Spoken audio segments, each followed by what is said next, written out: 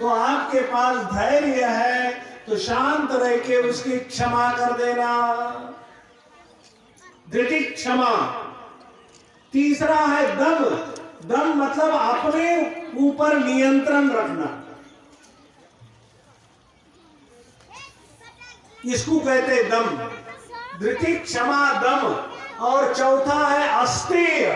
अस्तेय माने कोई चोरी नहीं करना किसी प्रकार से। यदि आपके मन में कभी चोरी करने की भावना आती है तो समझना कि अभी धर्म पूरा पक्का नहीं हुआ है। और पांचवा है शौचम। शौच का मतलब पवित्रता, भीतर और बाहर से पवित्र रहना, मन से भी पवित्र रहना, हृदय से भी पवित्र रहना और शरीर को भी पवित्र रखना। शरीर पवित्र कैसे होता है? शरीर पवित्र होता है स्नान करने से। जैसे अभी महाकुंभ लगा है ना, तो लोग कहते हैं कल बड़ा दिव्य मुहूर्त था कि पौर्णिमा का दिन यदि स्नान कर ले कुंभ में तो उसके पाप सब धुल जाते हैं। देखो एक बात ध्यान रखना, स्नान करने से पाप धुलता नहीं है। ये लोगों को धर्म पे लगाने के लिए शास्त्र में संतों ने बोल दिया है, लेकिन कहीं भी जाओगे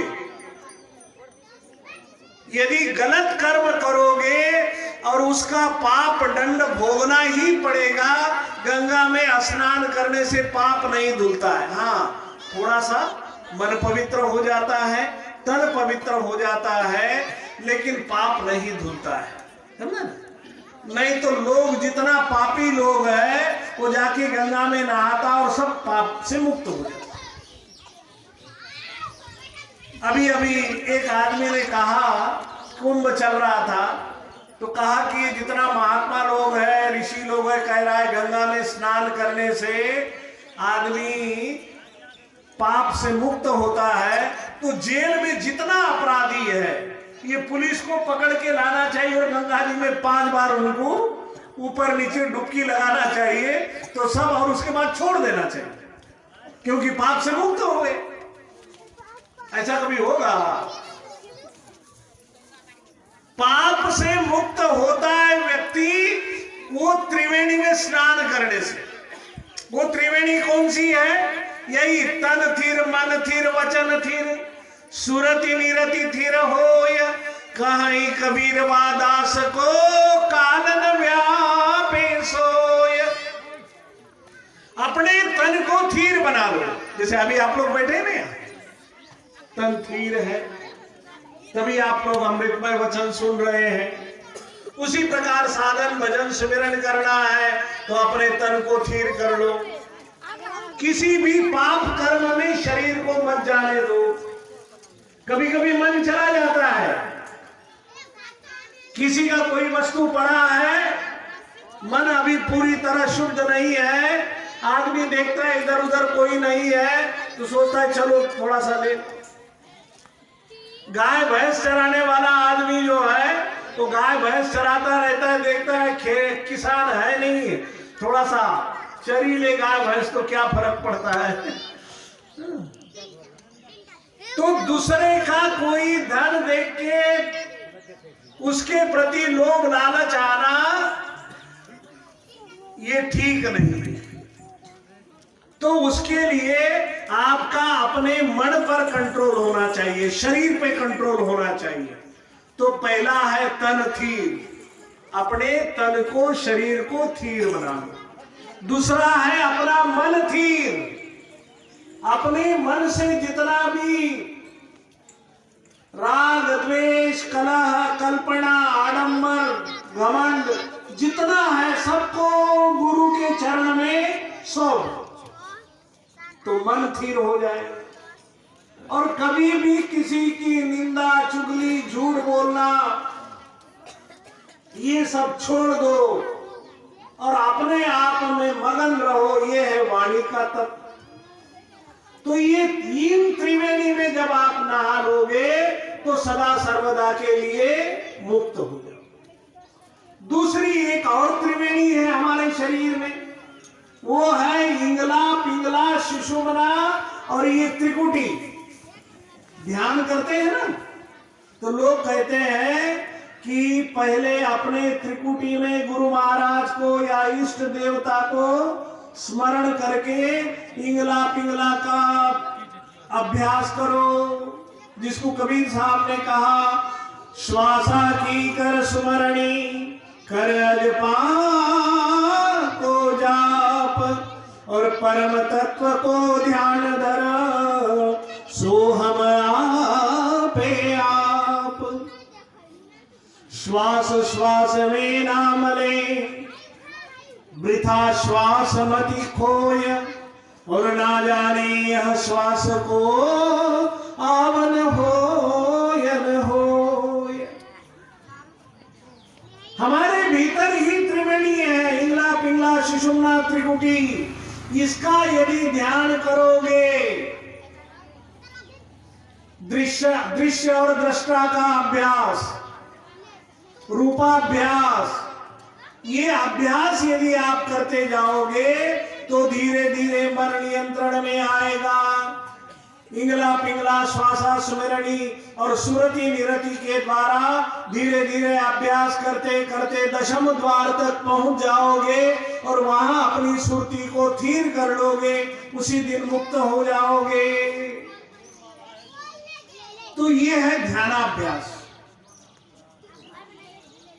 ये शब्द सुरति योग साधना है जिसको कबीर साहब ने बताया और उसी को महर्षि मेही जी ने अनेक रूपों से आपको समझाया। मूल रूप सद्गुरु कबीर साहब का, क्योंकि इस संसार में सामान्य जन के लिए सत्संग, ध्यान, अभ्यास, संत मत का सबसे पहले उपदेश करने वाले वो सद्गुरु कबीर साहब, सबसे पहले। उसके पहले ऋषि होते थे, मुनि होते थे, भगवान होते थे। भगवान बुद्ध ने भी जो भाषा बोली है वो भाषा आपके समझ में नहीं आएगी। पाली भाषा है भगवान बुद्ध की। भगवान बुद्ध कहते हैं अपो दीपो भव, पाली भाषा है। भगवान बुद्ध का वचन है अत्ता ही अत्तरो नाथो अत्ता ही अत्तरो गति। समझ में आया? अत्ता ही अत्तरो नाथो अत्ता ही अत्तरो गति ही, ये पाली भाषा है भगवान बुद्ध की। समझ में नहीं आएगा? इसका अर्थ है आप ही अपने स्वामी हो। अत्ता ही अत्तरो नाथो, नाथ बने स्वामी। अत्ता ही अत्तनो नाथो अत्ता ही अत्तनो गति, आप ही अपनी गति मुक्ति हो। और उसके लिए कहते हैं अपो दीपो भव, अपने अंदर तुम खुद ही दिया बनो, दिया जला लो। ये पाली भाषा सद्गुरु कबीर साहब ने वो आपको आपकी भाषा में समझाया। और पहले के ऋषि मुनि वो संस्कृत में बताते हैं। पैसा का पैसा खाली घुमाओ खाली। हरि ओम सहस्रशीर्षा पुरगा सहस्राक्ष सहस्रपाद। समझ में आता है? सुनने में तो ठीक लगता है। यो मर्दे भंडारा दूसरा करे में कत्ते दिन से निकलिया। उपनिषद के मंत्र है ओम पूर्णमिदं पूर्णात् पूर्णमुदच्यते सब भाई के यार होलो जो फोटो पूर्णमादाय पूर्णमेवावशिष्यते। सब जगह से फोटो ले छे। शांति शांति फोटो सब कर्माणि जीजी विशेषणं समा एवं द्वयि नान्यते सबका फोटो ले आ रहा है। असुरिया नाम ते लोकान् मेना तपसा वृतातास्ते प्रत्यादि गच्छन्ति। हम सारे उपनिषद कंठस्थ हैं, आपको पता समझ में आएगा? रसोईया सब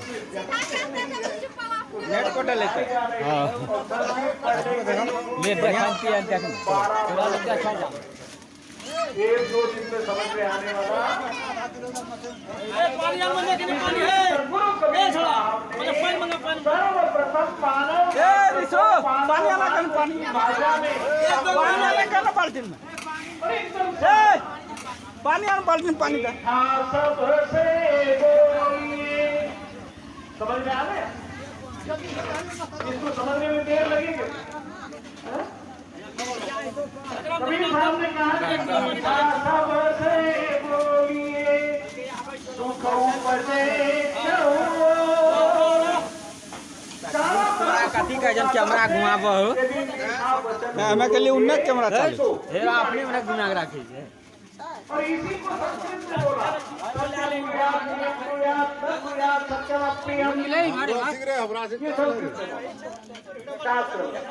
लेकिन समझ में नहीं आए क्योंकि संस्कृत है आपकी अपनी भाषा में सर्वप्रथम संत मत सही अभी तो गले ज्ञान उपदेश देने वाले सद्गुरु अभी गलो मोबाइल उठाओ मोबाइल इसलिए उनको बंदी छोड़ कहा जाता है क्यों कहा जाता है मालूम है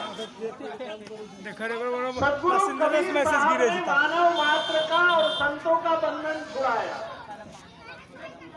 कबीर साहब के समय में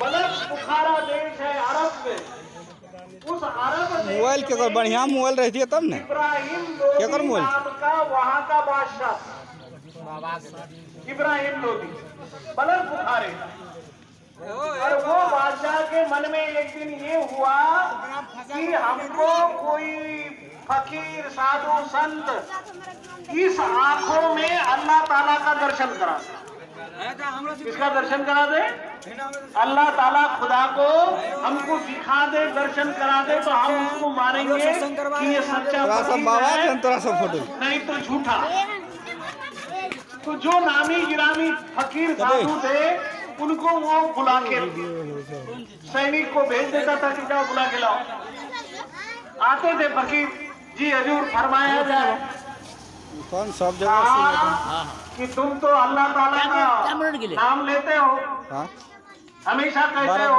अल्लाह अकबर अल्लाह अकबर मोबाइल बढ़िया रहती है तब रहीम बढ़िया मोबाइल रहती है तब ना रोज तुम अल्लाह ताला का नाम लेते हो तो वो अल्लाह ताला कहाँ है कैसा है हमको दिखाओ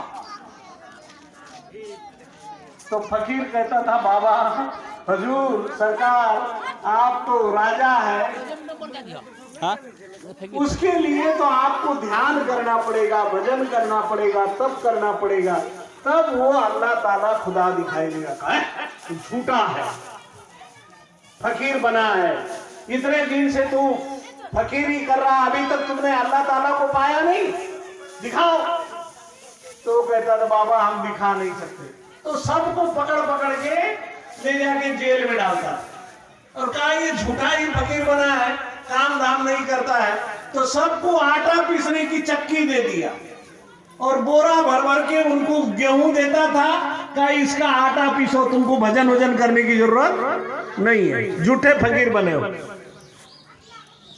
ऐसा करके सैकड़ों साधु संत फकीर को जेल में डाल दिया ये बात कबीर साहब को मालूम हुई कि बलक बुखारे का बादशाह इब्राहिम लोदी फकीरों को कष्ट दे रहा है जेल में डाला है और उनसे आटा चक्की पिसवा रहा है कबीर साहब काशी से अंतर ध्यान हो गए और रात में 12 बजे जहां 7वें महल में 7वें मंजिल पर इब्राहिम लोदी सो रहा था उसके छत पे जाके खड़ाऊ पहन के खटर पटर चलने लगे।